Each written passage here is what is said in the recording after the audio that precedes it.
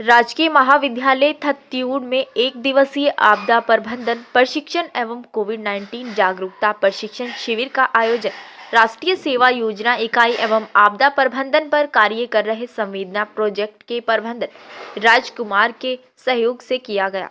कार्यक्रम का शुभारंभ महाविद्यालय की प्राचार्य प्रोफेसर कल्पना पंत ने किया तथा छात्र छात्राओं को आपदा प्रबंधन प्रशिक्षण एवं प्राथमिक शिक्षा के महत्व के बारे में विस्तार से समझाया। उसके पश्चात संवेदना प्रोजेक्ट के प्रबंधक राजकुमार ने छात्र छात्राओं को कोविड-19 के बारे में विस्तार से समझाया। उन्होंने कहा कि वर्तमान में कोविड संक्रमण बहुत तेजी से फैल रहा है और प्रत्येक 10 मिनट में दिल्ली में एक व्यक्ति कोरोना संक्रमण का शिकार हो रहा है। हमें जागरूक होकर कोरोना संक्रमण से अपना बचाव करना है। इसके पश्चात सुशील थपलियाल ने छात्र छात्राओं को आपदा प्रबंधन के विषय में समझाते हुए अस्थायी स्ट्रेचर बनाना और स्ट्रेचर उपलब्धता न होने पर 3 हैंड 4 हैंड सीट बनाना, घायल व्यक्ति का निरीक्षण करना तथा उसे प्राथमिक उपचार उपलब्ध करवाना और घायल व्यक्ति को अस्पताल ले जाने के लिए 108 को फोन करने की सही तरीके के बारे में जानकारी।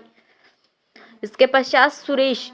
रमन रावत ममता थापा छात्र छात्राओं को आपदा के समय नदी को पार करने के लिए अस्थायी पुल बनाने, बिल्डिंग से किसी व्यक्ति को नीचे उतारने तथा खाई में गिरे हुए व्यक्ति को बाहर निकालने के तरीके को बारीकी से समझाया। उन्होंने बताया कि आपदा के समय हमें धैर्य रखने की आवश्यकता होती है तथा साहस की आवश्यकता होती है। यदि हम अपना साहस नहीं खोए तो हम पीड़ित व्यक्ति की जान को बचा सकते हैं। उन्होंने छात्र छात्राओं को CPR माउथ को टू माउथ ये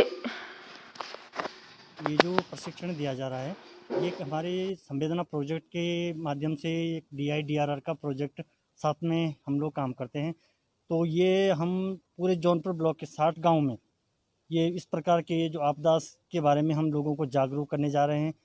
क्योंकि आपदा जब आती है, आपदा का पता किसी को नहीं होता है, लेकिन हम जब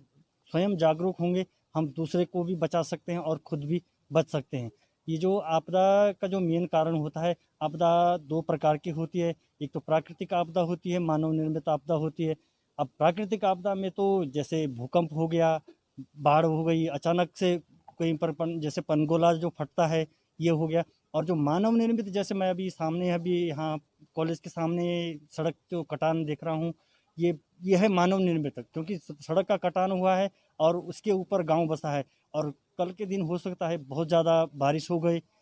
और यहाँ पर पनगोला जैसे फटता है तो ऊपर से गांव को खिसकने का भी खतरा है।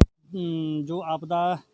दिन प्रतिदिन जो बढ़ रहा है, आपदा का जो